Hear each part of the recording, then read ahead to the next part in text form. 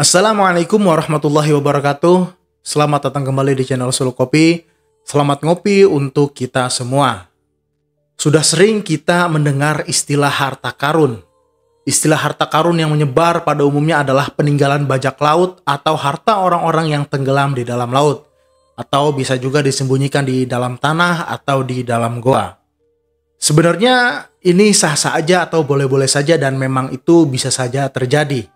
Namun harta karun kalau dilihat dari sejarah mengacu pada orang yang bernama Korun pada zaman Nabi Musa. Dia adalah orang yang sangat kaya raya pada zaman itu. Nah, video kali ini kita akan membahas siapa sebenarnya Korun. Mari simak videonya.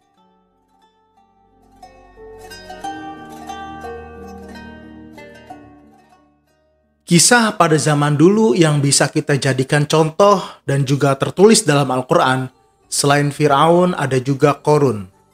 Sebagaimana sudah ditulis dalam surat Al-Qasas ayat 76-83. Korun adalah bagian dari umat Nabi Musa alaihissalam. Hubungan Korun dengan Nabi Musa cukup dekat. Mereka berdua adalah sepupu, yang mana ayah Nabi Musa dan ayah Korun adalah kakak adik. Korun bin Yasar bin Qahith, sedangkan Nabi Musa bin Imran bin Qahith. Korun memiliki julukan, yaitu Al-Munawwir, dikarenakan indahnya dia saat membaca kitab Taurat. Tapi sayang sekali, karena dia memiliki harta yang berlimpah membuat hatinya atau dirinya menjadi sombong. Kekayaannya saat itu memang tiada banding. Dia selalu memamerkan hartanya kepada orang-orang. Bahkan untuk menunjukkan kebesarannya, dia menambahkan panjang ukuran kainnya sampai mengengser. Ini sebagaimana kalau kita lihat di film-film. Kalau raja-raja itu suka memakai jubah besar dan dibiarkan panjang sampai mengengser. Nah, ini untuk menunjukkan kebesarannya. Karena dirinya adalah raja dan orang yang punya segalanya. Hal ini seperti yang sudah diharamkan oleh Rasulullah bila kita memakai bawahan atau kain sarung sampai mengengser dengan niat untuk sombong, maka dilarang. Kembali lagi ke cerita Korun. Apabila Korun keluar, dia memakai pakaian yang indah, mewah, membawa kendaraan, membawa pembantu dan pelayannya, sehingga orang-orang yang suka dengan kemewahan dunia akan terus berangan-angan ingin seperti dirinya. Saking kayanya, dia memiliki brankas harta yang besar.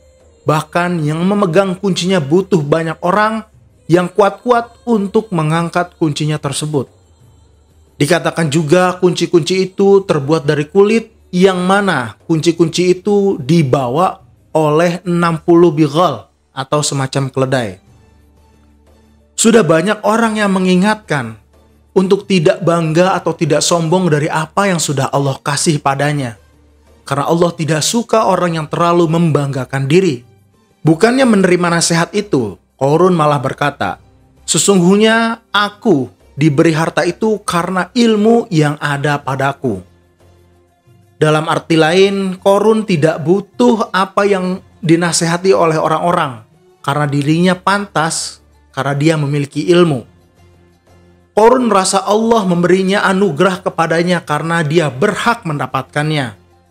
Dia berkata, "Seandainya aku tidak dicintai Allah dan bernasib baik di sisinya, niscaya Allah tidak akan menganugerahkan kepadaku apa yang telah Allah anugerahkan padaku saat ini."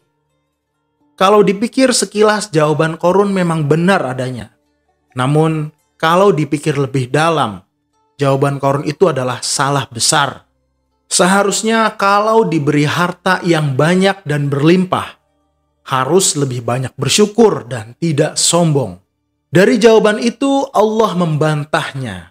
Allah berfirman, "Dan apakah dia tidak mengetahui bahwasannya Allah sungguh telah membinasakan umat-umat sebelumnya yang lebih kuat daripadanya dan lebih banyak mengumpulkan harta?" Maksudnya adalah Allah sudah lebih dulu membinasakan orang-orang yang jauh lebih hebat daripadanya. Tapi Allah tidak akan menghukum orang yang memiliki harta, bahkan lebih banyak darinya, kalau beriman dan melakukan amal soleh.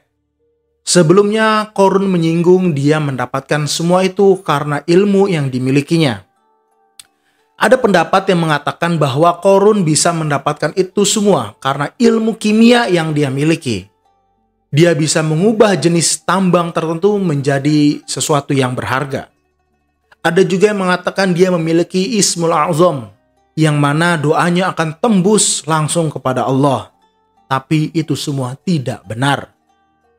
Ibnu Abbas menceritakan bahwa suatu ketika Qorun memberikan harta kepada wanita pezina supaya berkata kepada Musa di depan umum, kalau Musa telah melakukan ini dan ini denganku. Katanya seperti itu. Ada juga pendapat yang mengatakan bahwa wanita itu mengatakan langsung kepada Nabi Musa, hingga Nabi Musa bergetar ketakutan. Lalu Nabi Musa sholat 2 rakaat, kemudian Nabi Musa mendatangi wanita itu dan memintanya untuk bersumpah dari perbuatannya itu. Nabi Musa bertanya, "Siapa yang memintamu untuk berbuat ini?" Wanita itu kemudian jujur kalau Qorunlah yang telah memerintahnya untuk berbuat hal demikian. Kemudian wanita itu bertobat pada Allah dan meminta ampun padanya. Setelah itu Nabi Musa berdoa pada Allah untuk keburukan Qorun.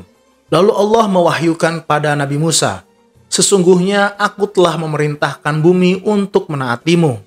Maka Musa memerintahkan bumi untuk menelan Qorun beserta rumah dan hartanya. Wallahu a'lam. Ada pendapat lain sebab Qorun ditelan oleh bumi. Suatu ketika Qorun keluar dan melewati majelis Nabi Musa alaihissalam dengan membawa pasukan besarnya. Dan seperti biasanya dia membawa kendaraan dan memakai pakaian yang mewah. Pada saat itu Nabi Musa sedang menjelaskan kepada kaumnya tentang hari kiamat. Tapi orang-orang itu wajahnya berpaling karena melihat Qorun. Lalu Nabi Musa memanggil Qorun dan berkata padanya, "Apa maksudmu melakukan ini?" Qorun menjawab, "Wahai Musa, jika kamu dilebihkan atas diriku dengan kenabian, maka aku telah dilebihkan atas dirimu dengan harta. Jika kamu mau, hendaknya kalian keluar, lalu mendoakan keburukan untukku, atau aku mendoakan keburukan untuk kalian." Kemudian Nabi Musa berkata pada Qorun, "Kau yang berdoa ataukah aku yang berdoa?" Qorun menjawab, "Aku yang akan berdoa terlebih dulu." Lalu Qorun berdoa keburukan untuk Nabi Musa. Namun sayangnya, doanya tidak dikabulkan. Setelah itu giliran Nabi Musa yang berdoa. Nabi Musa berdoa, "Ya Allah, perintahkanlah bumimu untuk menaatiku pada hari ini." Allah pun merestui permintaan Nabi Musa alaihissalam. Maka Nabi Musa berkata, "Wahai bumi, telanlah mereka."